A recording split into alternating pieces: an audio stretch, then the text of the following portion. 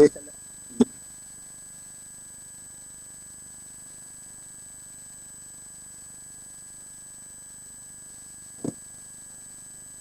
Hi everyone.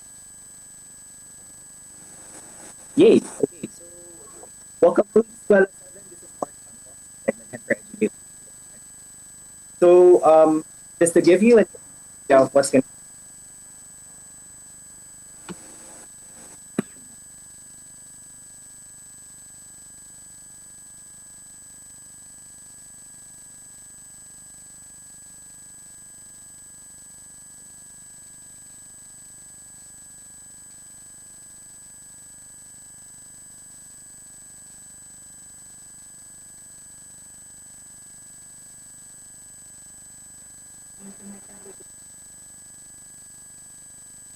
Okay. So just to give you an idea, we will be joined by your program manager, Asia Pacific, Google for Education. So she is the senior leading the Google Education in Asia Pacific. Manages the education program and development. Her programs work that cater to Google and the Google Education. She has authored programs which drive PD development for. Also, she has managed Google developer groups, Google Business Group, and the Google Student Program. So she was previously the representative for the Philippines for 5 years. She also led the Philippines Crisis Response Program and effort in the Philippines, Singapore, Malaysia, Cambodia, Sri Lanka, and Bangladesh. She has degrees in AB Political Management, all from the university. In her spare time, blogs, cooks, and bakes delicious cheese cupcakes. So, ladies and gentlemen, I'm proud to present Ms. Eileen Apollo. Hi. Hello. All right. So, good morning. Hello, yeah. Hi, Mark. Game na ba tayo? Yes. Okay, so we are excited to hear your presentation to help our team, of course, in this new norm. I'd like to introduce guys from the Philippines as well. All right. Yeah. So, I guess I'll just go on my konting.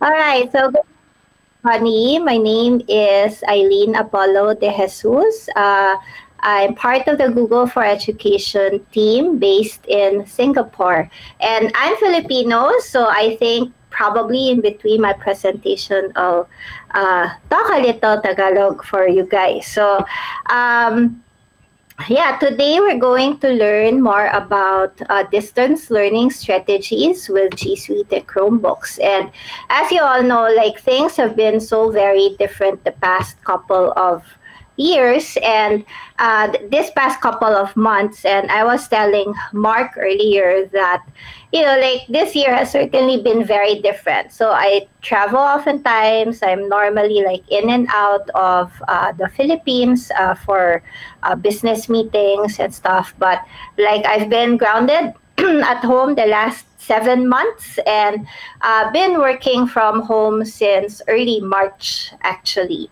And certainly for everybody, all schools, all teachers, all students, all parents, you are probably a lot concerned about how can you continue the learning of your children as they go to, you know, like go back to school.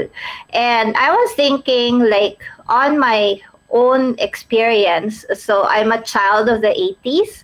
And back in the 80s, we certainly had a lot of disruptions. Back in the 80s, we had the EDSA revolution, we had coup d'etats, but certainly the school that I went to and my teachers, they were able to cope and still continue learning. And they were very creative about it because oftentimes we were not able to go to school actually back in the 80s, and that extended to the 90s where we had a lot of brownouts also.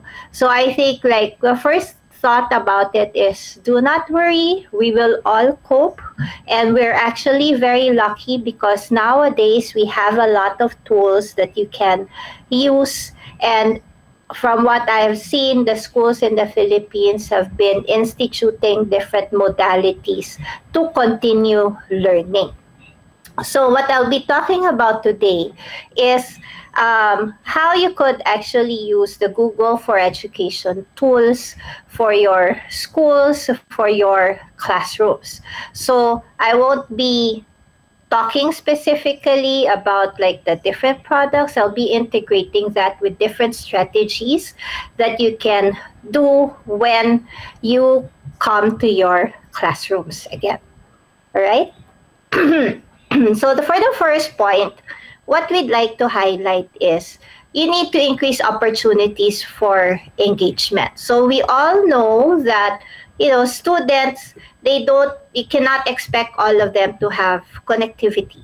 But Globe is there. They can help you provide connectivity for your children and also for teachers as well.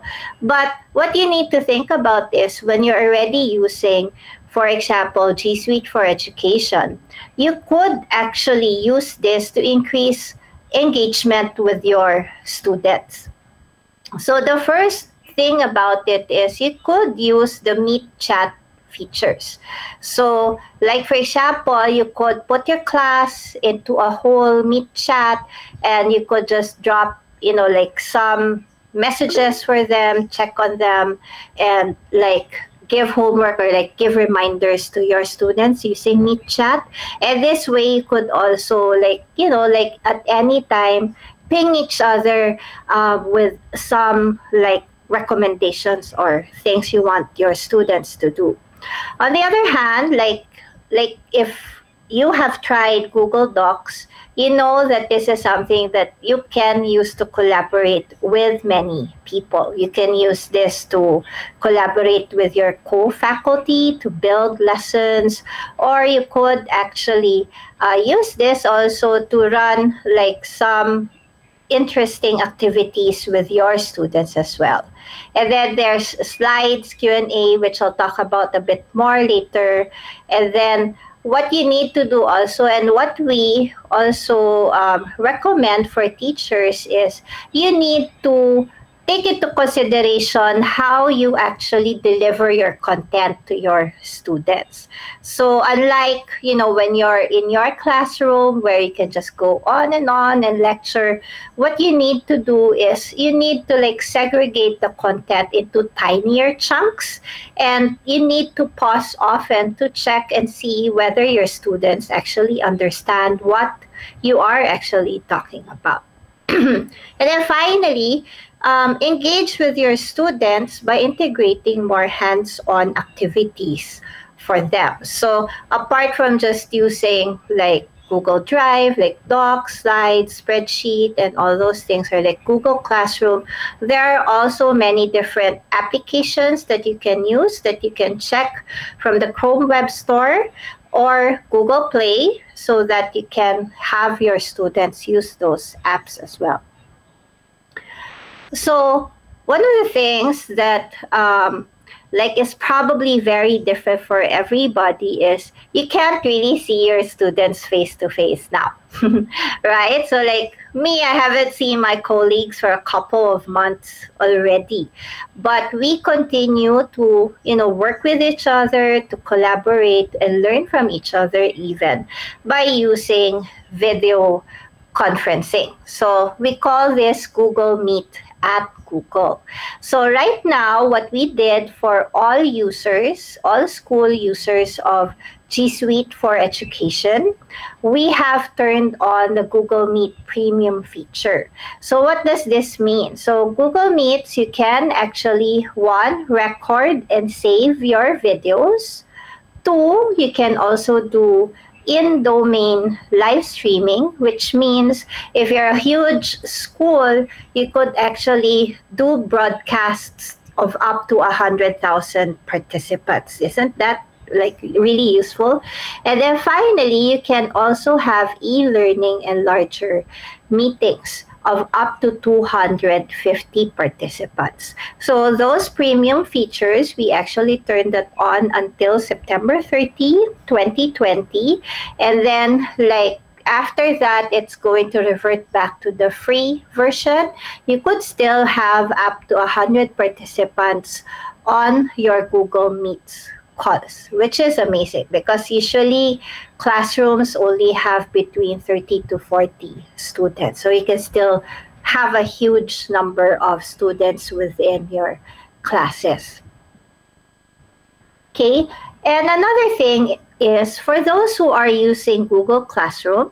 So Google Classroom is a class management system. This is where you can like collate all the work that you want your students to do. You can put like video links, their homework, essays. You can use Google Classroom to distribute documents to your students or like distribute templated, let's say, docs for them to use for their homework.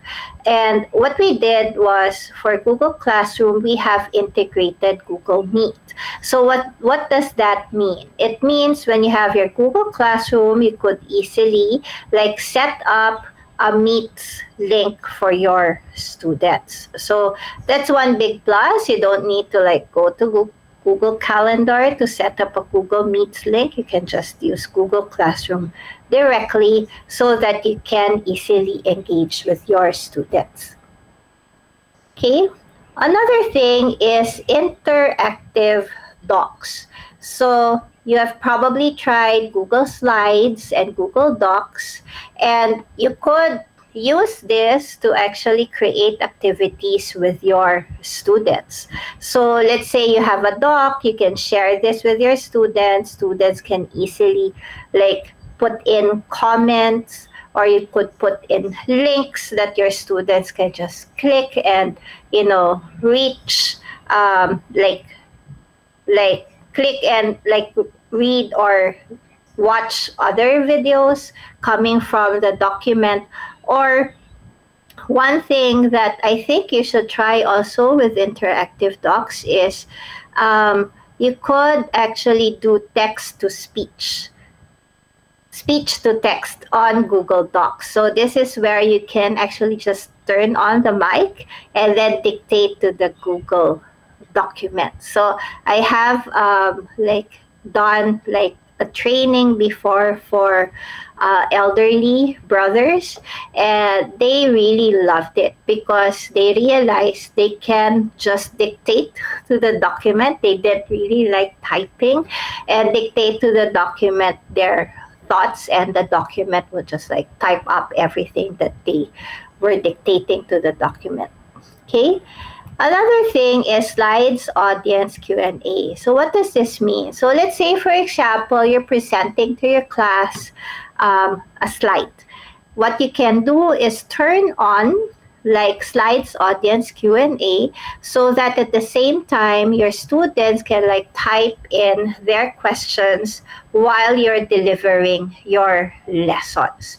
And the students can then see, the questions that other students are asking, and they can see and react to what their other classmates are saying. So let's say, for example, you have a huge amount of content that you want to deliver to your students. So like as teachers, what we normally do is we like organize our lessons prior to class, and we identify how much time we need to deliver our lessons.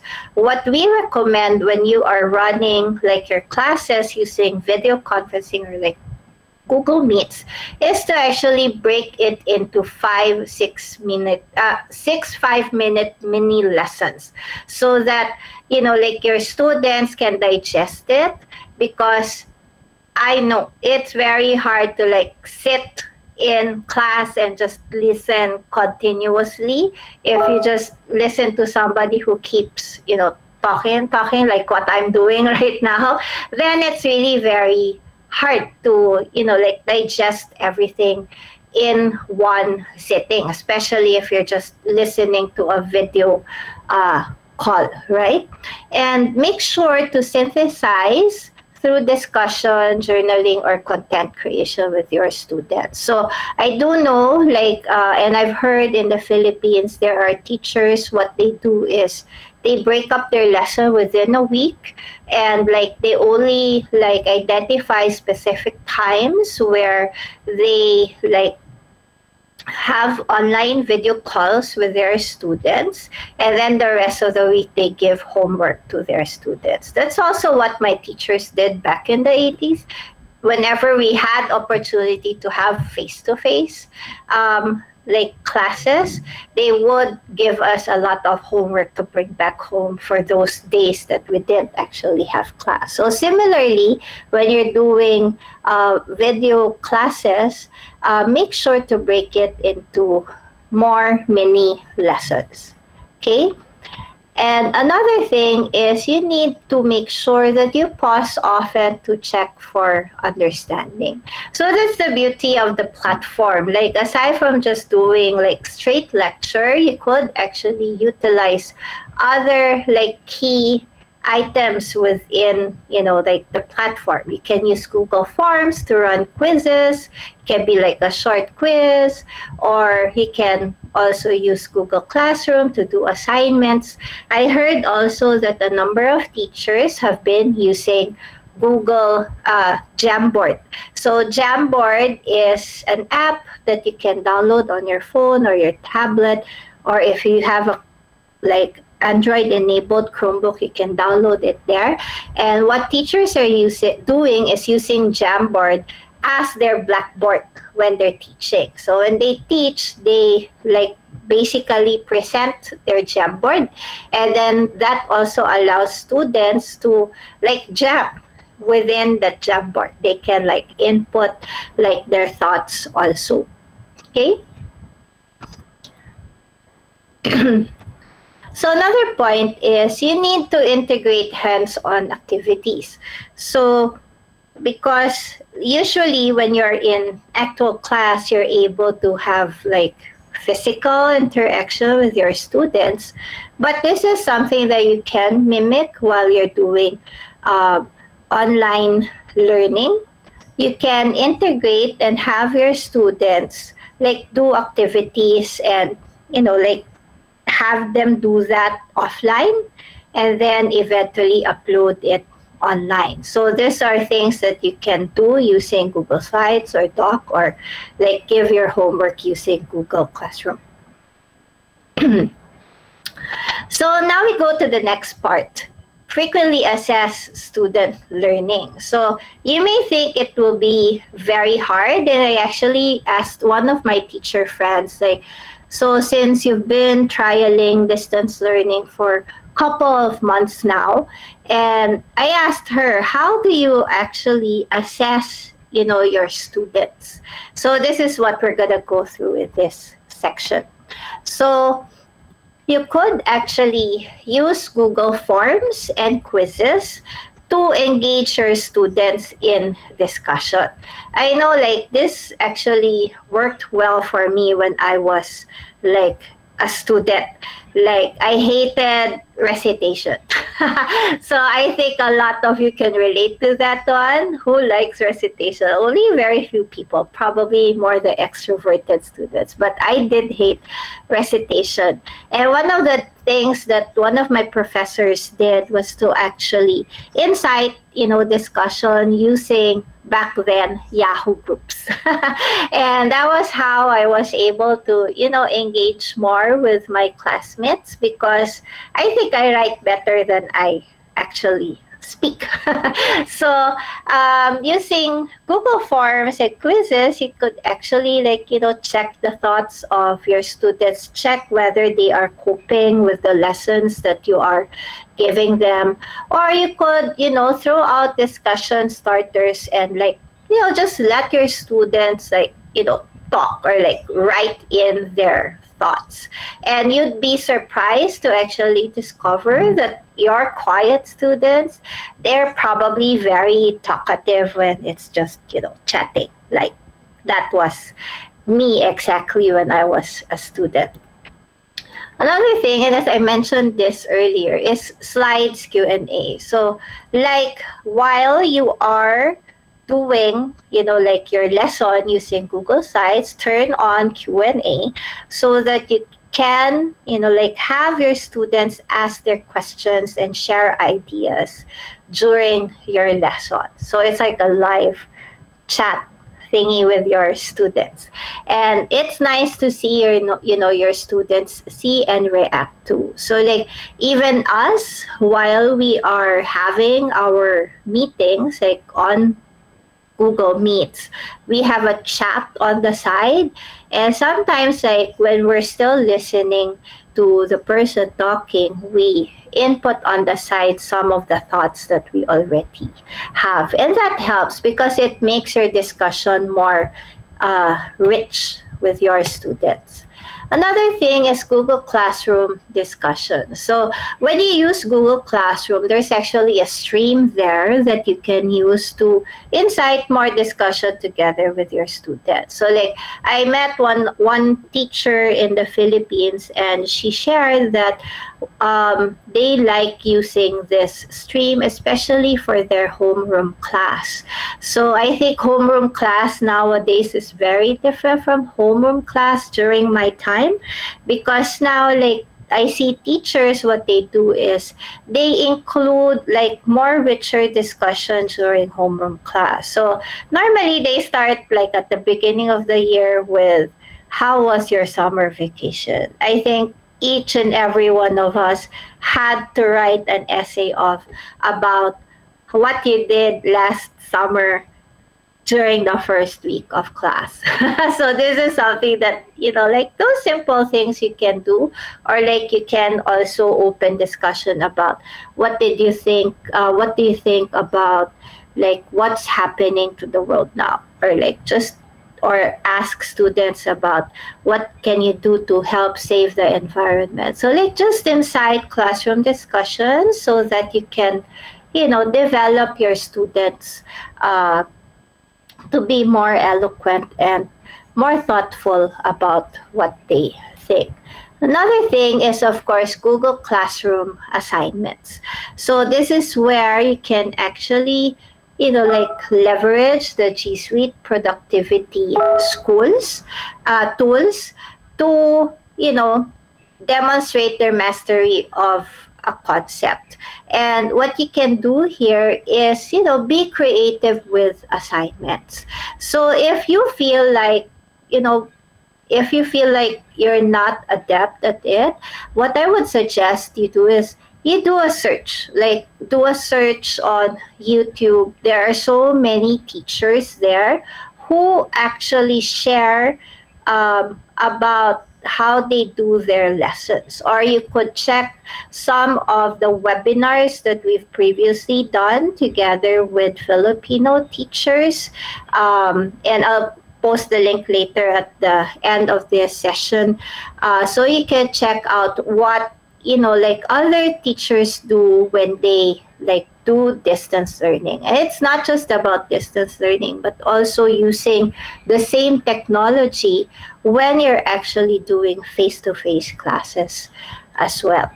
So with Google Classroom, you could actually give your students homework, and that way they could actually, like be more creative and practice what you are teaching them.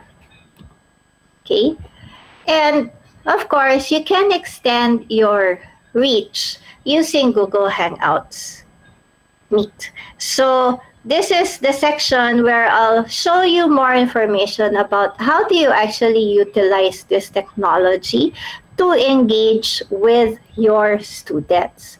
So the first part is, how do you actually set up a Google Meet?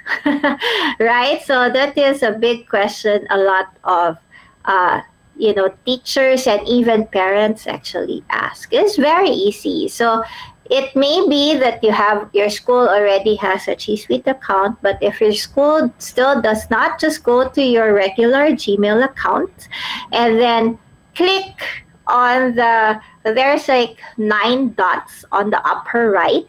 When you click that, it will show the different apps that you can use within your Google account. And then you can just click on Google Calendar. And then when you select, a date and a time and set up your meeting, then you will see there the link for setting up a Google Meet. So usually it's already like automatic when you set up a Google Calendar invite.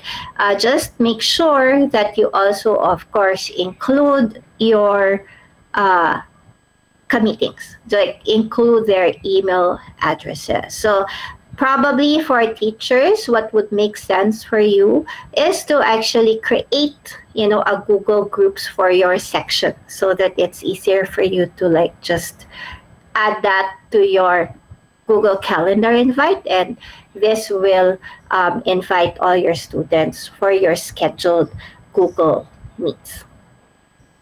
All right, and if you have any issues, there's the Google Help Center that you can just simply search so that you can remedy whatever issue you may be facing. So one really great thing about Google Meets is closed captioning. So this is a feature that we created to help those students with hearing disabilities. So what you can do is turn on Google Meet's closed captioning so that subtitles can come out live. So if you watch YouTube a lot, you would see this as well as subtitles. Okay, and this can also support multilingual students. So another thing that teachers absolutely love now is the fact that you can actually record your meeting. So when you record your meeting, it will actually save, and the link will be received by the person who set up the meeting. So if you're the teacher, you set up your Google Meets meeting and press record during your meeting, the link to your meeting will be sent to your email, meaning the person who set up the meeting. So it's good to actually record your meetings because it means you can review your video, or your students can come back and review your video. And that's also very helpful because sometimes your students may not be able you may not be able to join the live session with your teacher. And if, for example, you miss your online class, then you can just simply come back to the recording.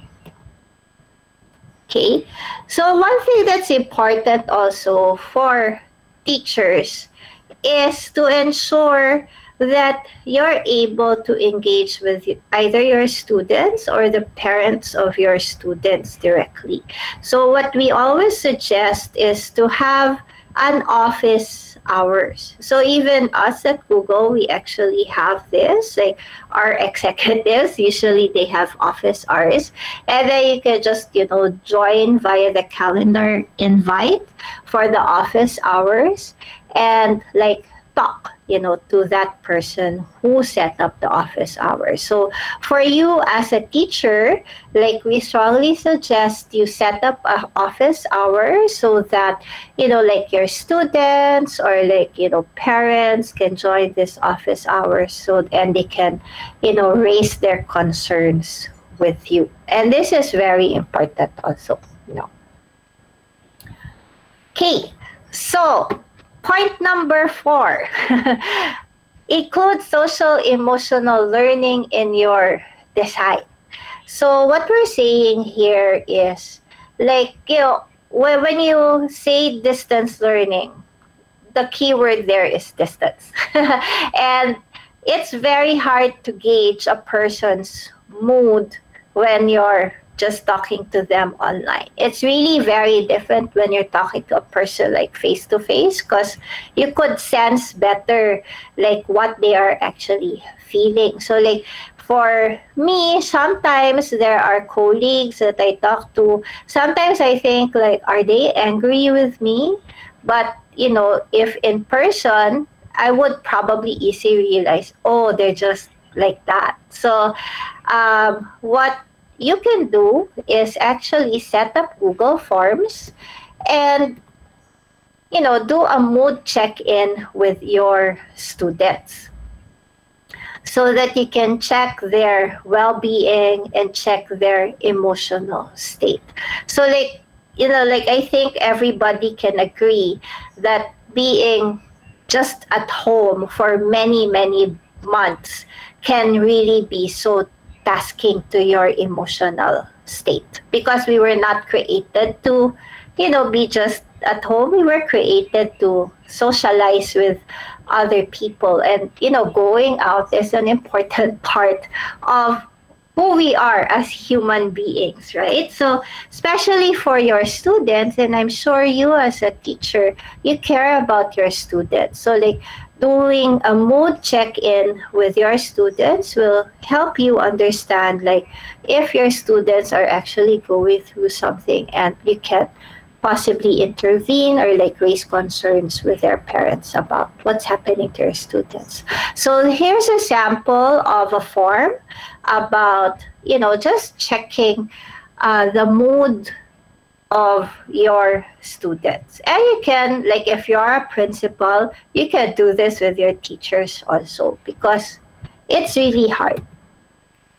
Okay, and from the form you could see the results of the quiz or like the survey on Google spreadsheet, and then you can just highlight which ones like you need to possibly address. So I think as teachers, we all know we have like some students who need special attention as well.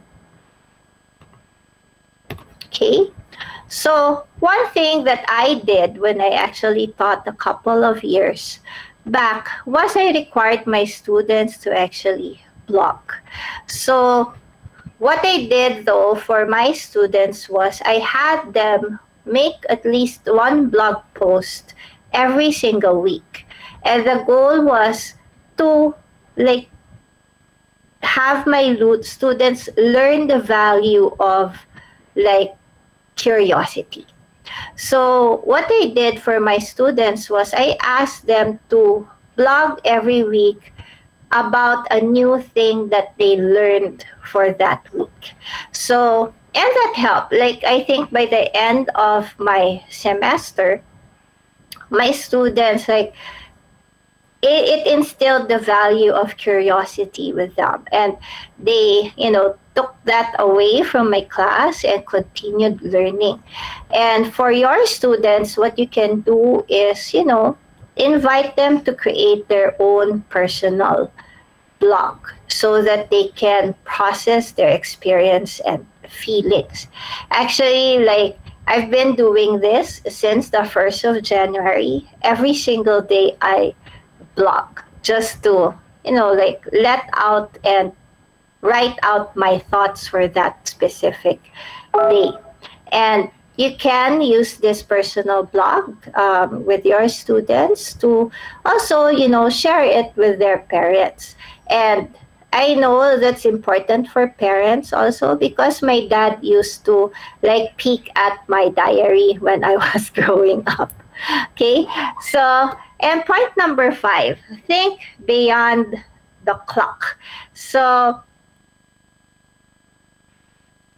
I think learning nowadays is it's very different from what we are all used to. So if every week you have 2 sessions with your students, now it's very different. You need to think about how to make things more project based for learning in the classroom, because you're not bounded anymore by 1 hour, and engaging your students like every day via like video conference or like via Google Meets can be challenging. So you need to think about like the different situations your students are in. And that's the reason why schools, what they do is they integrate a lot of different modalities. But like you can use, like this opportunity to, like change also the way that you teach, making it more project based. Because you have to remember, after your students go to school, when they go to work, like the expectation for them is to deliver like their projects based on a timeline provided by their managers or by their bosses. So what you can also do is work with your co-faculty to create cross-subject collaborative projects, right? So like working, with each other. And because you have, the tools already, that's doable, because there are many different applications that you can use to do this. Another point is something that you can try on Google Classroom is choose your own adventure. So probably, I'm not sure, but I grew up with choose your own adventure. So it's a book where at the end of like every other page, you're given an option to go one way or go the other way. So, and then like each choice that you make gives you a different ending. And you can actually do this using Google Classroom. So what you can do is you can set up your Google Classroom. The homework, you can have them choose different activities to meet the same goal. And, like that way you can also gauge like what your students actually like. How do they prefer to learn? Because students nowadays, they really learn very differently from, the time that I was a student. So one other thing is, of course, there are students who have English as a second language. And I think for us in the Philippines, this is true, even though we teach English to all students. But you can also use the Google Translate feature in Google Docs when you're sharing with families. Or you can turn on the closed captions when you're using Google Meet. So that's very, very helpful. So like for example, me, I've experienced teaching a class where they had like English was not their first language. Some of them like barely spoke English. And when we run that class, we actually had to have like, subtitles with when we were teaching the class so that all the students understood like and could follow what we were trying to teach. So turn on closed captions, or you can use the Google Translate feature in Google Docs when sharing with families. So point number 6 is distance learning without home internet access. So this is probably a large concern, of course, not only in the Philippines, but across the region, actually. So this is what we'll go through on this point. And the first thing is, as I mentioned earlier, is you can share recordings for makeup work. So if students cannot attend your live lesson, like in real time, you can record the Google Meets meeting and upload it to Google Drive, and then like share this link to them, and they can watch it to gain access to Wi-Fi. So I know like teachers, especially in public schools, this is what they have started to do already. They record their lessons and then they put it up and share the link to their students. So this is very helpful because you need to, consider the fact that not everybody have connectivity at home. And then they can just download the recordings and then watch it from home. Another thing is, of course, offline slides. So you need to teach your students how to actually enable offline slides so that when they, let's say, go out and they're able to connect to the internet, or like they go to their neighbor for help to like just connect to the internet for a while, they can load up, the file and then enable offline so that when they go home, they can still access the files that they were able to enable offline and read through, the documents, the sites, or the spreadsheets. And then they can work on it, and then it will upload once they go online again. And like as I mentioned earlier, one other option that you can do is pre-record lessons and then share it through Google Drive. So what this means is you can, keep your lessons private and just share it with your students. You don't need to like upload it to, let's say, YouTube for everybody to see. You can just upload the video through Google Drive and then share this to your students, and then your students can watch once they go online.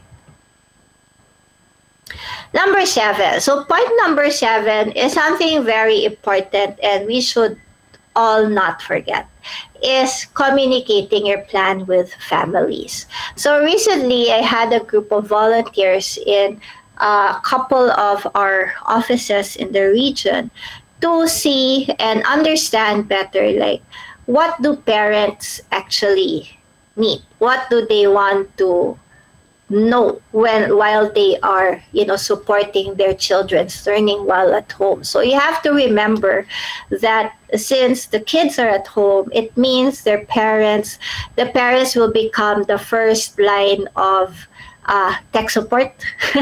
And also your parents are essentially your teaching assistants. So it's important to communicate properly to your students' guardians, like what's happening, in your classes. So what we always suggest is, first step is, create a Google site for your class. So if you're a school, it's preferable to have like an external web page where parents can get information about how you're doing distance learning.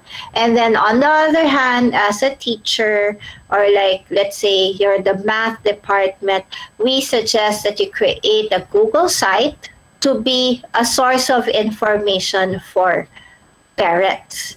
And let's say you're creating like a Google site for your class, we suggest you embed a calendar and also post updates and share helpful resources for your parents to read through, because that's one of the pains that parents shared with us, is they don't know, one, where to get the information about whether their students have class online, and two, they don't know like how their children will get their homework, and then three, they don't know where they can get help. So let's say, for example, your child, like your student, forgets the password to their Google account, like, and the parents need to know like how can I get help to get that password reset. So like those are like some of the like basic things you need to provide information for parents. Okay.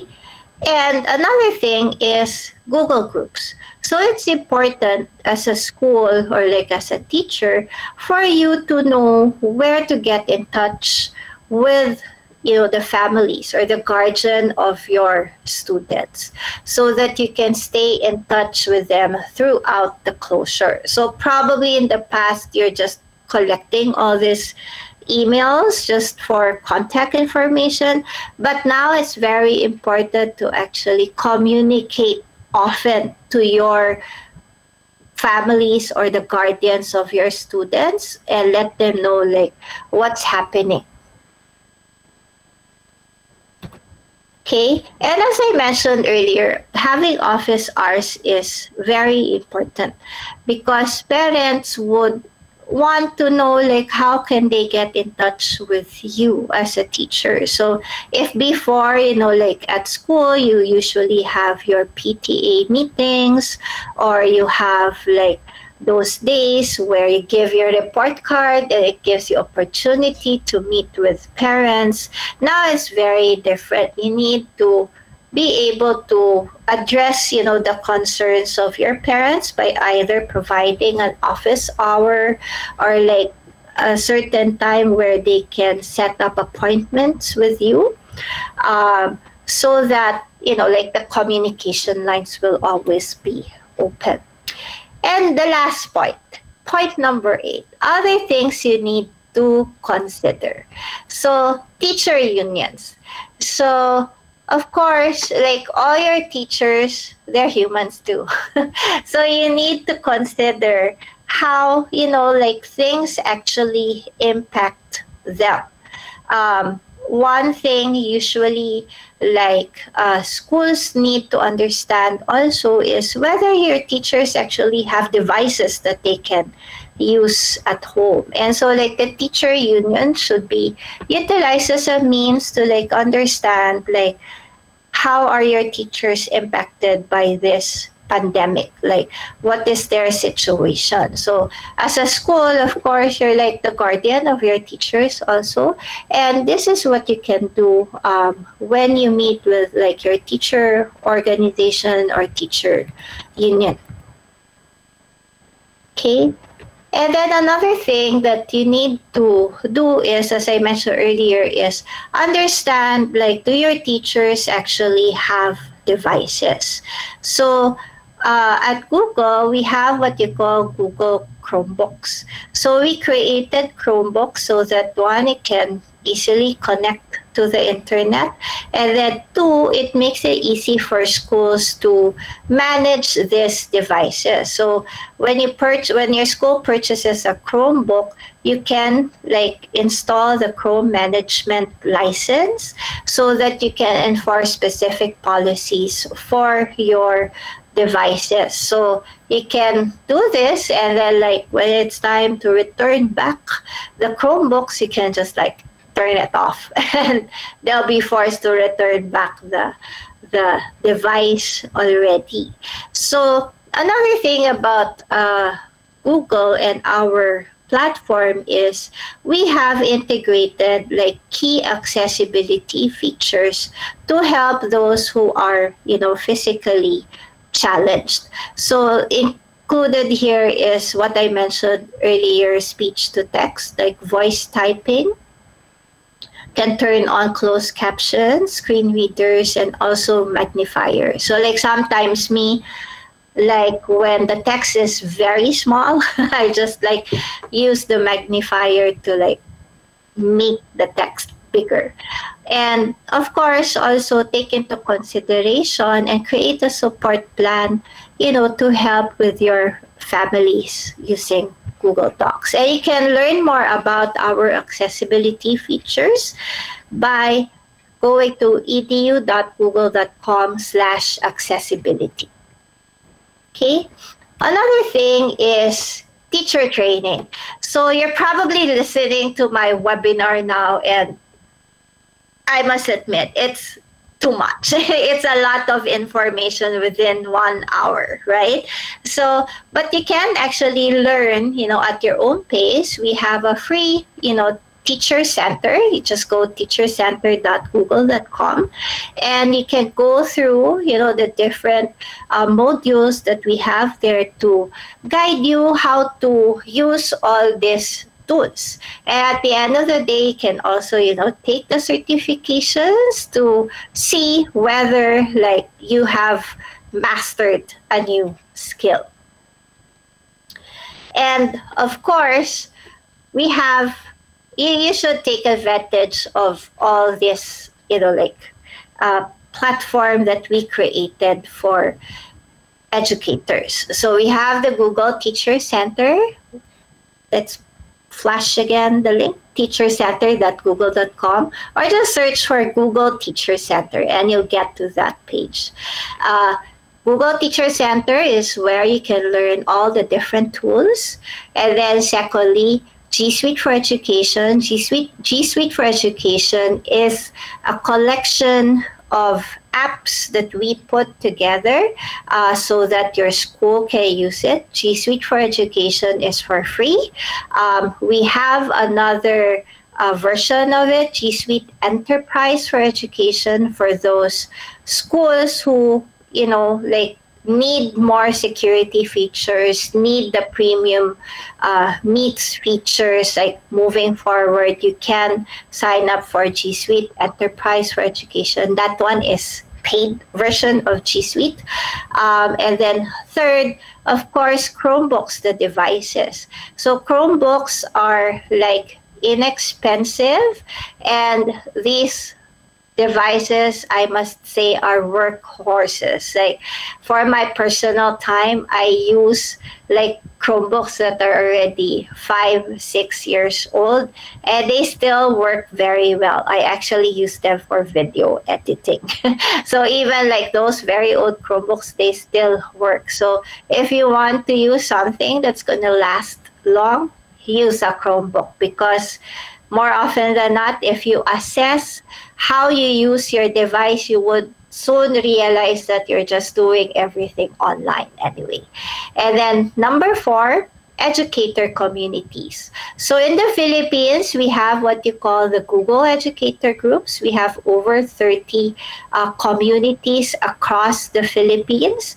So I'm pretty sure wherever city you are, there would be a Google educator around who can help you learn how to use all, these tools.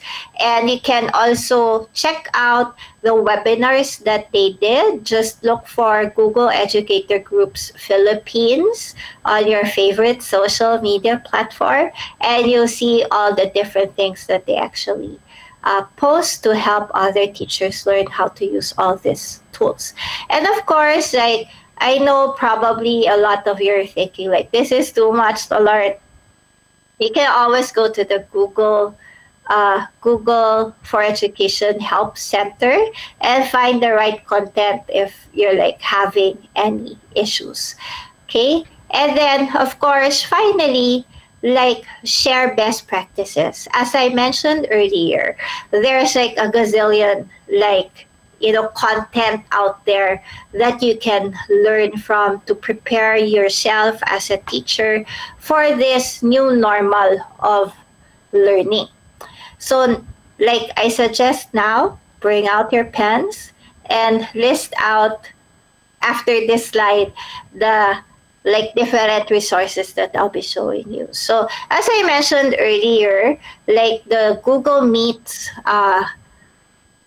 app, you can use this right now. We turn on the premium Hangouts feature until September 30, 2020. This means you can have up to 250 people on a Google Meets call. You can live stream up to 100,000 viewers within your domain. And then you can also record meetings and save them to Google Drive.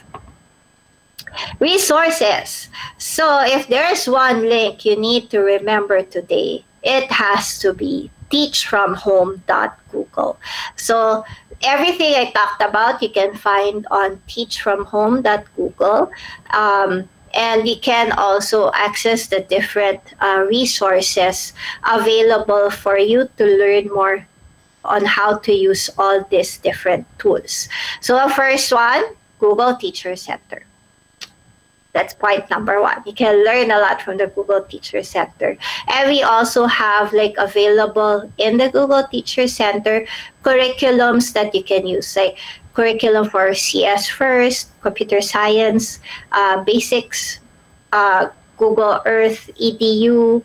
There's also Be Internet Awesome. So you need to also teach your students how to be good digital citizens. So Be Internet Awesome. That's also one like favorite like webinar that I like doing, Be Internet Awesome. And then there's also a lot of other available curriculums under the Google Teacher Center because we have a lot of different programs available for educators. And then secondly, of course, YouTube. So you can go to the Google for Education YouTube channel. And then we also have a lot of different like webinars created by teachers like you. You can just go to GEG program or GEG Philippines also. And then third, the keyword blog is where we post updates about our education platform.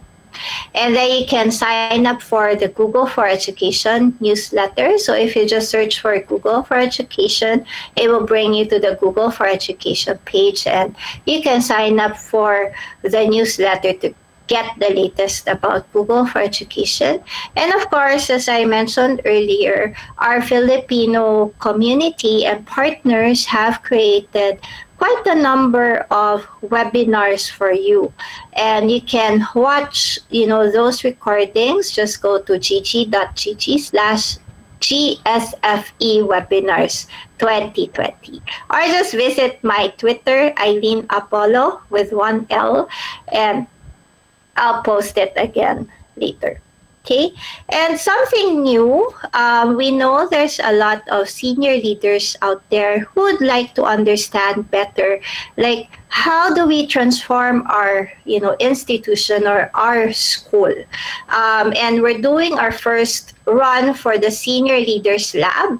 You can go to gg.gg/apply SLL20. So it's Apply Senior Leader Lab 20.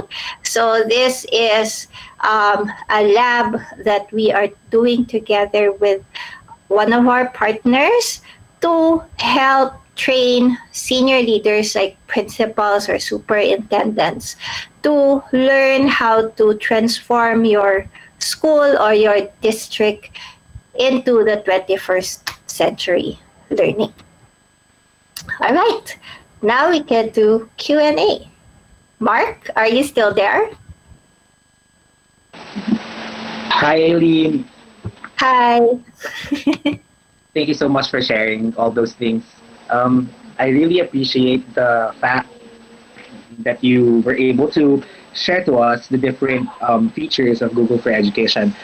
What I like the most is doing a self-check, most especially for our students, because I believe that at this point, we really need to make sure that our students are safe emotionally and mentally. I also like the collaborative feature.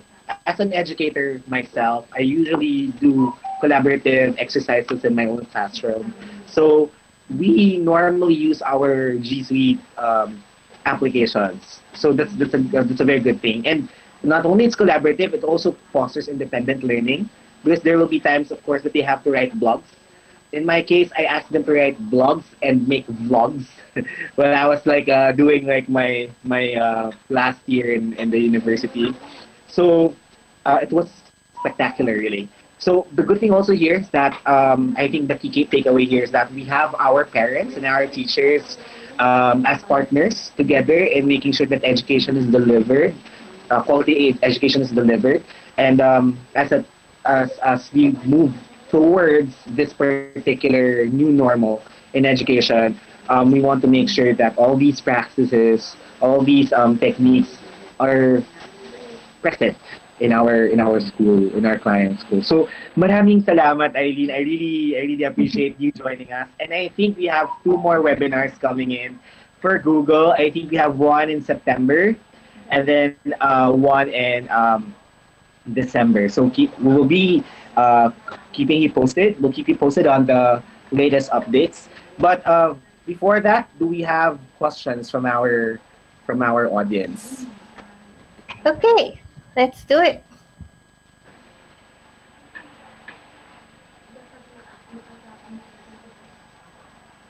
Are the resources for free? Yeah, of course. So all these teacher resources they can access online. Yes, just search for Google Teacher Center, or you can just simply go teachfromhome.google, and all the resources there are for free. Okay, another question here is that in sharing best practices, what do you think is the best to make sure that students are well attended? I think one of the things that you can do often is do the mood check-ins. So you can understand like what the thoughts are of your students. And yeah, like some students, they can be very vocal, but there would be students like they keep things inside. So Right. it's better to, like just do a regular mood check-in for your students. You can do it even like every day, every morning. Just ask your students to like input, because even us adults, like our moods change every single day, right? So, Correct. and like I would actually appreciate if somebody would ask me, "How are you today?" So Yeah. I think that's something like we tend to forget, because we just always assume because we're home that we're always okay, but we're not Right. always okay. So mood check-ins is something that you can do every day. What I love about mood checks is that, of course, like there are some students who are really shy in the actual classroom, but when it comes to online learning, they really get to express themselves. So it's a very good feature. Right. Last question. Eileen, like if we want some professional development workshops, where can we find them? Globe. Globe can help. So Globe is one of our Google for Education partners in the Philippines, and I know they are readying like their service to help more schools. And yeah, or you can search for the Google for Education partner directory also. Thank you, Eileen. It's been a great session. There's one more question. Is the program in the Google Teacher Center um, free? Yes, it is free. So the Google Teacher Center, we have like several modules there that you can go through. It is for free. But if you, for example, would like the Google Teacher, you'd like to take the Google Teacher certifications, yun may bayad. Pero Yeah. naman, para ka lang nag-Starbucks. And I think in Globe we are launching a very promising online teacher training program, which includes, of course, training in the Google apps. So watch out for e-Skwela online training. So we'll be launching it very soon. So we also have the Global Filipino Teacher for our DepEd partners, and this is sponsored by our citizen advocacy marketing team. So maraming salamat, Eileen. There's one more question. Can we embed videos to the Google Classroom? Yes, you Yes. can. So what I suggest you do, if you're a teacher, if your school already has a G Suite account, use your G Suite account.